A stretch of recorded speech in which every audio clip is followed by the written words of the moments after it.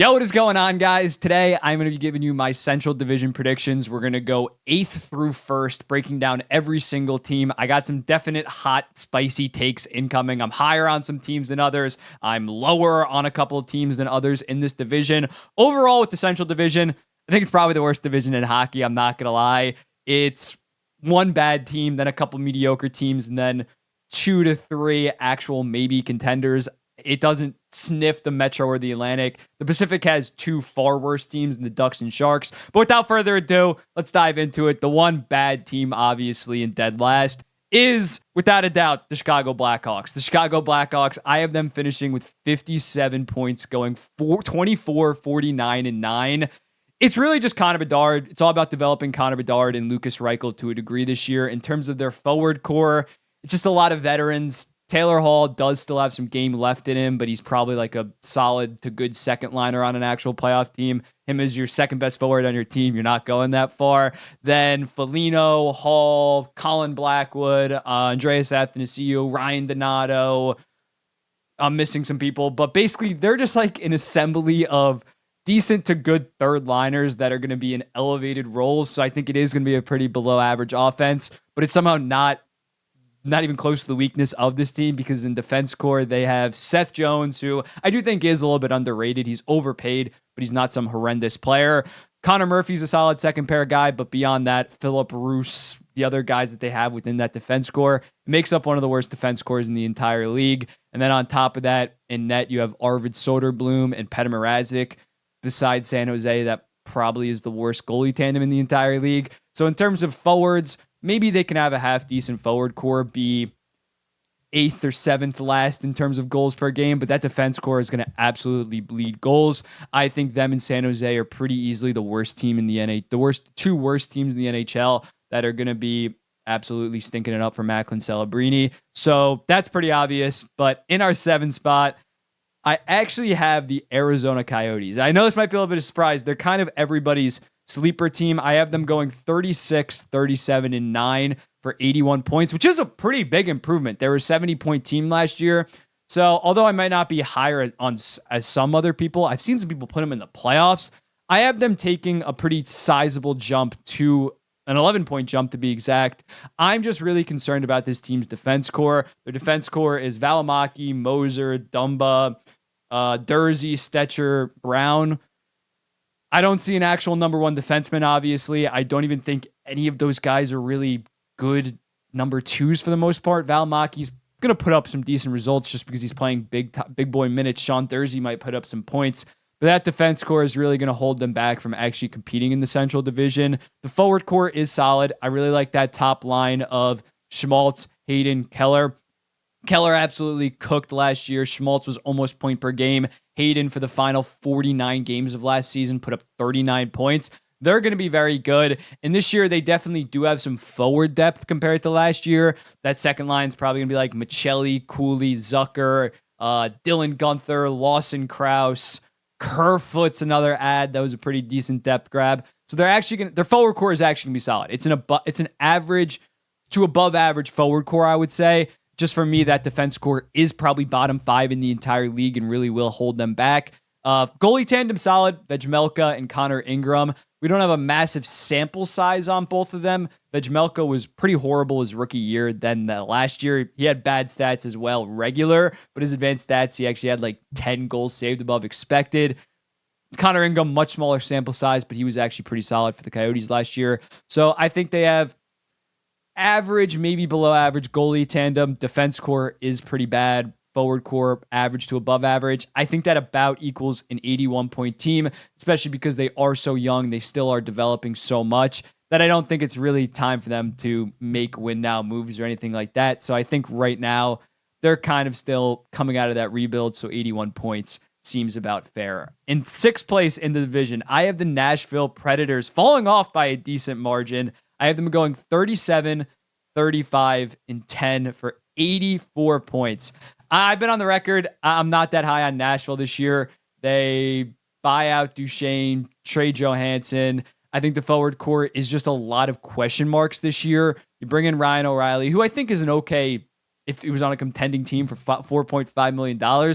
I would think that's actually a pretty good snag, but they have all these young guys. It's a really confusing move. But Ryan O'Reilly, Philip Forsberg, I know about what I'm getting out of them. But then you look at them, they got guys like Luke Evangelista, 15 points in 24 games last year. He's a rookie. Maybe he pops. Cody Glass finally showed some life last year. Tommy Novak had 43 points in 51 games. That was really out of nowhere, like 70-point pace. I'm not sure he's going to repeat that. They brought in Denis Guriev. They brought in Gustav Nyquist. It's just a really weird transitional team. So I think the forward core is probably bottom 10 in the NHL. Besides Forsberg, they don't have any proven goal scorers for the most part. So I really worry about their ability to generate offense. And then even in terms of their defense core, it's really Roman Josi and then Dante Fabro, Ryan McDonough, Luke Schenn, Tyson Barrie, who are Fabro, McDonough, Luke Schenn, are really just defensive defensemen for the most part. And then Tyson Barrie on the polar opposite is such an offensive defenseman that I don't think that they have these elite two-way guys to be able to keep up with other teams in the Central and the Western Conference in terms of being able to produce at both an offensive and defensive level. So I think their defense core, Roman Josi is fantastic. He's a top 10 defenseman, so he will be able to cover up some of those warts, but I still think it is a below average defense core when looking at teams in the West. The Western Conference doesn't have the best defense cores, but overall in the NHL, it's not that impressive of a defense core. The great equalizer of this, and where I could go completely wrong with this team, is obviously UC Soros could just absolutely ball out and lead them into a playoff berth or be a heavily competitive team. Last year, Forsberg obviously went down. Josi missed like 15 games. They had a ton of injuries, and despite that, they were like a couple points out of the playoffs. He was absolutely fantastic. Some models had him as the best goalie in all of hockey. Will he repeat that great of a performance? His last 3 years have been so fantastic. I'm not sure that he will. It's definitely possible, but I think he's going to have even more of a workload this year in such a transitional year for the Nashville Predators. It's going to take a while for this team to kind of build chemistry together because there has been such radical change this offseason and the offseason prior. It's a very new look team. So I think once Evangelista, Novak, Glass start to develop, maybe next year they can take a step back towards kind of playoff contention. But I think this year is very much a transitional year. Maybe Andrew Brunette can bring in some of those tactics that he used in Florida that caused them to absolutely skyrocket offensively. And in New Jersey, they had a massive turnaround. That's another X factor. I think he was the best available coach to be hired this summer, and they brought him in. Barry Trotz's first year as a general manager is definitely going to be interesting. But I'm right now lower than most on the Nashville Predators. Moving on, I got the St. Louis Blues. I got the St. Louis Blues at a 40-33-9 record. This is, again, similar to the Nashville Predators. They're very much a team in transition. They sold heavy at the deadline last year. Then this summer, they bring in a guy like Kevin Hayes that I think actually is a pretty sneaky ad for $3.5 million. He can get you 50 to 60 points. But when looking at this team, I'm still pretty bullish on their forward core. Pavel Buchnevich missed 20 games, but he was above point per game, 67 points in 63 games. Jordan Kyrou, 37 goals and 36 assists in about 76 games, I believe. So almost like 40 and 40 pace. Robert Thomas, fifth most assists per 60 in terms of even strength play. One of the best playmakers in the entire NHL. Verana is fantastic at driving even strength offense. He just needs to stay on the ice. Obviously, he had a couple off the ice issues that's kept him from playing. I already said Kevin Hayes, Brandon Saad, maybe a bounce back year. So when looking at this team, I really like their forward core. I think they have an above average forward core. Obviously, that defense core might come back and haunt them. Colton Parayko's solid defensively, but doesn't really offer much offensively. Torrey Krug's solid offensively, doesn't offer that much defensively. Then a guy like Justin Falk, I think, is a little bit underrated. He had 47 points last year, was their number one defenseman. Marco Scandella, perfectly fine bottom pair guy. Nick Leddy has kind of been rapidly regressing. So that defense core, if Falk, Parayko, and Krug all bounce back, it can be an okay defense core, but they don't really play a ton of defense in terms of that defense core. It's very much more of an offensive group. So I think they are going to struggle in terms of that. And with the goaltending situation being Jordan Binghamton, who has been on a rapid decline in recent years, they're going to potentially need Joel Hofer to really step up. Their prized goalie prospect, he's pretty consensusly a top 10 goalie prospect in all of hockey. He might be the X factor of this team because if he can come in, last year he had a 905 in 6 games in the NHL level, which doesn't sound like much, but considering Binnington was like a 893, if he can come in and give them 905, 906, 907 hockey, that is a massive improvement compared to Jordan Binnington. So maybe he can kind of steal the job and flourish in that role. I'm hoping for the sake of the Blues that they do because I am a little bit higher on this team than others. But I think they are getting slept on a little bit because this was a team that was 109 points 2 years ago. Obviously, they shaked up the roster massively last year, but they do still have a lot of those key pieces. Braden Shen, obviously the new captain. I didn't even mention him. But I think the Blues are being slept on a little bit. Moving on to number 4. I kind of ragged on this team in the and over the summer. But I got the Winnipeg Jets 43, 31, and 8. They ended up just trading PLD. I thought maybe they'd enter like a retool rebuild, which is why I was low on them. I always thought on paper they're a pretty good team, but if they traded Scheifele for like a roster player in a first, got rid of Connor Hellebuck and had to start God knows who else, then I'd probably have them maybe even down where the Predators are. But considering they are, for the most part, running back this group, and even in the PLD trade, yes, they lost the better player in that trade. Getting Velarde, not that much worse than PLD last year, 30-goal pace, as well as a guy like Alex Iafallo, a solid middle sixer, considering they also lost Blake Wheeler that summer. Their forward depth is actually looking pretty solid. Maybe Rasmus Kupari can maybe make the team as well, play a decent role in the bottom 6. Cole Perfetti is going to be fully healthy this year, full season of Nino Niederreiter. So they have the two star players, 3 star players for the most part, Scheifele, Connor, Ehlers, and they actually have a pretty decent bottom 9 heading into this year. I don't think it's that impressive. And in terms of their defense core, I definitely think Josh Morrissey is definitely not putting up 76 points in 78 games next year. But you look at other guys like Dylan DeMello, Brendan Dillon, Neil Pionk, Dylan Sandberg, Nate Schmidt. It is a pretty solid defense score. Maybe even Ville Heinola in there. It is a pretty solid defense score for the Winnipeg Jets. It's just very like average to above average forward core, average defense core, and then of course Connor Hellebuck in net. The only problem is, could he get traded at any point? We don't know. It could happen at any point. If they start out slow, they might sell heavy. That is my one concern with this Jets team, but they are a pretty mid team that has a fantastic goaltender, so that is kind of the great equalizer. And the way that the Nashville Predators have that great goaltender, but they just have far too much question marks and far too much change over the past year compared to the Winnipeg Jets. I saw them make the playoffs last year. They started out so fantastic. I think they're actually going to be a pretty solid competitive team, 94 points in the playoffs over the Vancouver Canucks. I have the Winnipeg Jets. Moving on to number 3, I got the Minnesota Wild. Minnesota Wild have kind of been one of the most consistent teams in the NHL. Each of the last 3 years paced out over 100 points every single year. They're kind of just like a boring, consistent, you know what you're going to get out of them kind of team. Like you're not going to get the most high-flying offense outside of Kirill Kaprizov. You're going to get fundamental Dean Evison kind of hockey, Jared Spurgeon, two-way game, Brodin locking people down defensively. And I think that works with them. That it's been successful for them. In the playoffs, has it been that successful? No, not really, but it consistently gets them into the playoffs, and that's more than what most teams can say. When looking at them, the goalie tandem should be one of the strengths of the team. Philip Gustafsson, while I don't think he's going to have a Vezina caliber year, I think considering he broke out so much and was so young, it's not like he was 28 and he had that year. He's only 24, maybe going on 25 this year. So I think he should be a solid 1A. And Marc-Andre Fleury, I don't think that he's like an elite goaltender anymore, but I think he's still a solid 1B that can give them 30 to 35 games of 9-10 hockey and just be solid at that. So the goaltending tandem is very solid, as well as a defense core that really shuts it down defensively. Brodin, I obviously mentioned. Spurgeon, Kalen Addison, not that much. But I think a guy that could really surprise them is Brock Faber. He was very impressive in their playoff series against Dallas. Had that one play that literally like saved them game 1, that diving stop.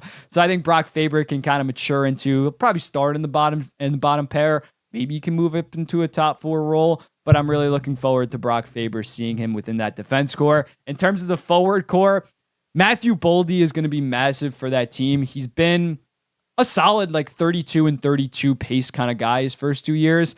Can he take that next step and give them kind of that second superstar with Kaprizov? and obviously Zuccarello, but he's more so just Kaprizov's line mate. They're going to need Matthew Boldy to take that next step if they're going to be a legit contender in the Western Conference. The goal for him should be like 35 goals, 35 assists, maybe even more. He's fantastic defensively, running through the rest of their forward core. Joel Eriksson Ek is obviously one of the best two-way centers in the entire league. Ryan Hartman on that line with Zuccarello and Kaprizov. I think Kaprizov is going to have a top 5 Hart finish year. That's on my Hart ballot. You go watch that video on my Hart ballot. I think he's going to be great. Last year still had 40 goals in just 67 games. That's absolutely absurd. Maybe a guy like Marco Rossi, who has been battling adversity since he got drafted. Maybe he can finally make the team and really make an impact. I had such high expectations when he got drafted to the Minnesota Wild. But overall, I think the Minnesota Wild are not a playoff lock, but they're one of those teams where like I can't see them being worse than 95 points, but I can't really see them going over like 105. They're like the New York Islanders of the Western Conference. Not that high of a ceiling, but a very high floor as well. Number 2, I got the Colorado Avalanche. Big year for the Colorado Avalanche this year. A very interesting year. Now that they know heading into it, they might have known internally that Gabriel Landeskog wasn't playing all of last year, but now they know it. They were able to utilize some of his cap relief, $7 million worth, in order to get some depth on this team. They brought in Johansson, obviously, at a $4 million cap hit. He hasn't been that good in Nashville. He was not that good in Nashville. 3 out of the 4 years, he wasn't even above 50-point pace. So it's very risky to bet on him. I think he's either 31 or 32 years old now. To bet on him to be your number 2 center, I'm not sure that's going to work entirely, but they also got some good depth pieces in Thomas Tatar for like $2 million. That's an absolute steal. I don't know how they did that. I'm pissed that the Islanders didn't do that. Also, Ross Colton ended up getting Ross Colton for pretty cheap, in my opinion. What did they trade for him? It was like, I don't know. They traded him for like the 37th overall pick, I think. Yeah, they got Ross Colton, signed him to a 4x4. It was a very good deal. It was a very good deal for them. He's going to be very underrated in that role. I could see him going for 20 and 20. Also, can Cale Makar stay healthy? He's been playing like last year. He played only 60 games. That's not going to cut it. They need him to be healthy, as well as Bowen Byram. Bowen Byram only played 40 games. He has not been able to stay healthy throughout his career. Can he finally have that breakout? Maybe that can get them into a division winner. Looking at it, Georgiev, can he repeat what he did last year? He had a 918 and a 253. Very inconsistent goaltender, but when he had that starting job, got those reps compared to in New York, get thrown out there every third game and wasn't able to be consistent. I think he's going to be solid. Paolo Francois is also a pretty good backup. Jonathan Drouin could be a good sleeper pickup for them. We'll see how that works out. Obviously, he played with McKinnon at the junior level. They absolutely dominated, but that was 10 years ago. Him on an $825K deal. There's really no downside to it. If he plays with McKinnon and Rantanen on that top line, maybe he puts up 60 points. Obviously, he's not like a legit 60-point guy. If he does that, he's playing with 2 of the best players in the entire league. But he can be a very good, valuable piece in terms of filling that role left by Landeskog for $6 million less. But moving on to my division winner with 110 points and a 51-23-8 record, I have the Dallas Stars at 110 points. They're basically running back the exact same team, but Matt Duchene instead of Max Domi. They didn't really lose much, and I think Matt Duchene is an improvement over Max Domi, both offensively as well as defensively.